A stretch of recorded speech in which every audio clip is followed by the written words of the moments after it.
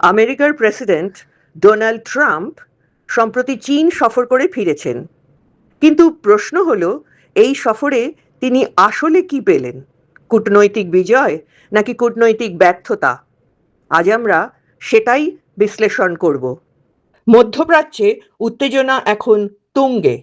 ইরানকে ঘিরে America, Israel এবং আঞ্চলিক শক্তিগুলোর মধ্যে যে টানাপোড়েন চলছে তা থেকে বের হওয়ার একটা সম্মানজনক পথ খুঁজছিল ওয়াশিংটন।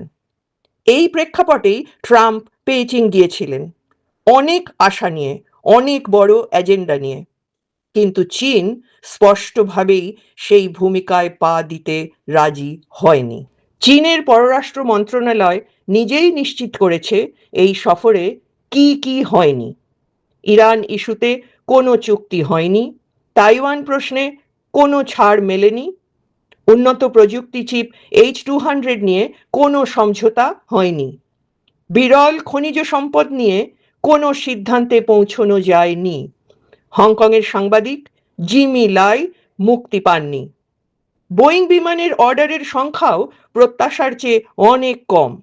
সহজ কথায়, যে কারণে ট্রাম্প চীন সফরে গিয়েছিলেন তার কোনোটিই হয়নি। এখন প্রশ্ন হলো, এরপর কি?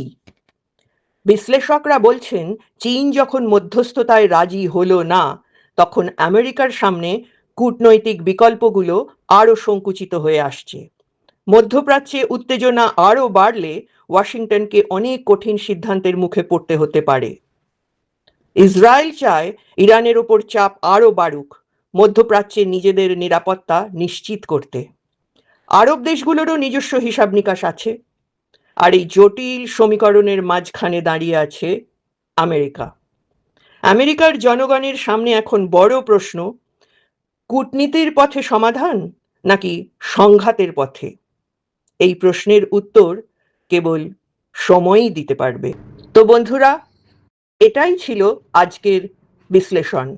ট্রাম্পের এই সফর নিয়ে আপনার কি মনে হয় অবশ্যই কমেন্টে জানাবেন।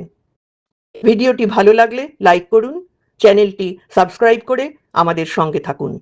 ধন্যবাদ।